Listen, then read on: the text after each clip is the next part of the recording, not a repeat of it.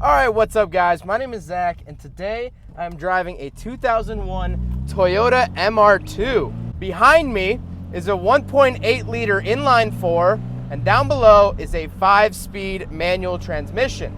And if you want to read more of my thoughts, head on over to carmarshal.com/overdrive where I'll be writing a complete article about the MR2. Let's get back to that 1.8 liter. As I mentioned before, it's behind me, which this is, I believe, only the second mid-engine car I've reviewed besides the Honda Beat.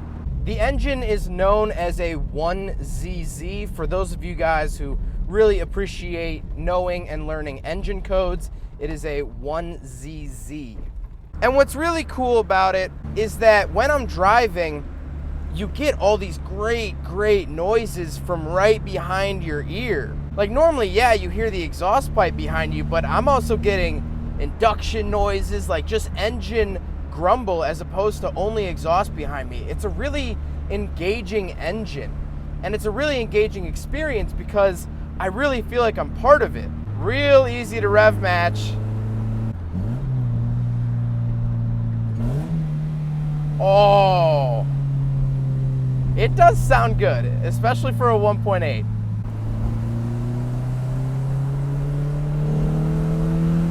Now, like I said down below, it's a 5-speed manual transmission. Nothing really crazy here.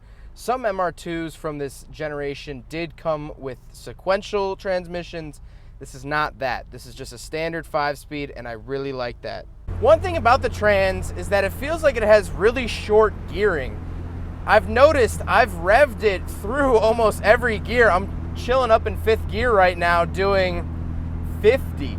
Now, a lot of people also worry about with mid-engine cars is something called snap oversteer. When the car starts to kind of spin, it takes you for a ride. It takes no prisoners.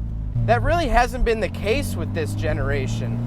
So let's talk about the interior. Well, in front of me, I have a center-mounted tachometer, which, as you guys know, I love that. It's one of my favorite things in sports cars. I think every sports car needs a center-mounted tach. To the left is speedometer. To the right is my fuel, coolant, and my check engine lights. To the left here, I have dimmer switch, lock and unlock button. I actually have a child lock button, which I think is pretty pointless because the child lock button would just lock out this window switch, which then my window switch is right next to it. Will it lock out my own window? No. So all it's doing is making the passenger reach over about another inch to roll down a window. To the right of me, I have 2 air conditioning vents, a little clock, which is actually pretty handy, my air conditioning controls, and then an aftermarket radio. Up on the dash, I actually have a giant little cubby hole, which is really nice. Down below the radio, I do have a little ashtray and cigarette lighter. Then, of course, I have the 5-speed. I have my handbrake, power windows, which the driver's window is actually power and auto. Just tap it once, real nice. And then, of course, obviously, it's a Spyder, so it's a convertible. It has no roof, is what I was gonna say. Really nice, really awesome open-top experience, especially with that mid-engine.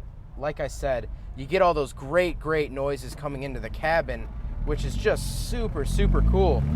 Now, up front, there is a frunk, if you will, because there is no engine up there. There is some storage. It's not a lot. You can't bank on using that thing for storage. But at least you get something. The body kit on the car is aftermarket. This is not the stock body kit, so the rear diffuser, wing, stuff like that actually is aftermarket. Now, let's talk about the name, MR2. If you're unfamiliar with Toyota MR2s, MR2 stands for Midship Runabout 2-seater. So midship, that's talking about the engine being in the middle of the car as opposed to the front. Runabout just means that just for going around, it's just cruising car. And then 2-seater, obviously, is because it has 2 seats. And so this car, this is the MR2 Spyder. This is the 3rd and final generation of the MR2. And I think really my only gripe with this car, the only thing I don't really like is the look of the car. It's very 2000s, very bubbly, very pedestrian safe. pop-up headlightless design. And that's fine. It's not a complete deal breaker, because honestly, I am really surprised with this car. I'm really having a lot more fun than I thought I would. Now, I have reviewed a car similar to this, mainly pretty much its direct competitor, if you will. I did a 1999 Mazda Miata, and so 99 and 2001 Miatas are essentially the same. There's no real big difference there. But I have to say, this car is a little bit more fun to rev out than the Miata. I don't know if it's because I can hear the engine so well, or if it has a nicer buzz to it, or what have you, but it's the same displacement engine. These cars weigh very similar, but it's just something about it is just so fun to rev out. I was a little worried about reviewing this car because I've looked at other MR2s, and I really want to get into other MR2s, the older generations, because everyone just says that they're so good. And I looked at this one and I thought, well, to me, that just looks like a poor attempt to keep a brand alive that doesn't need to be alive, that has no business being in the modern day. My thought process was exactly what Mitsubishi is doing with the Eclipse. The Eclipse was really, really cool in the 90s, but now it's a crossover SUV, or maybe it's a mid-size SUV, or maybe it's a small SUV. I don't know, but it's an SUV now. The Eclipse name has now been tainted by its final generation. Technically, a fourth-gen Eclipse is an SUV when the first gen was all-wheel drive and turbocharged. That's so crappy, honestly. But this, man, if this is the third generation, if this is the generation, I cannot wait to drive other MR2s. Because this thing might not be fast, but it is so fun to rev up and down. I could drive this car all day long. Really, genuinely, this is a fun car. Is it as fast as an S2000? No. If you want straight line speed in a Roadster and you want to buy from the early 2000s for some reason, S2000 is the fastest in a straight line. If it were this or an NB Miata, that's a tough decision. And I would probably go Miata because I'm a Mazda fanboy and that, but to an everyday person, to someone that doesn't have any brand loyalty, that's a hard decision. That is a very hard decision.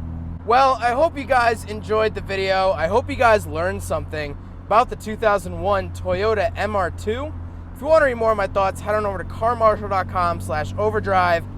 But again, hope you guys enjoyed it. I'm really enjoying it.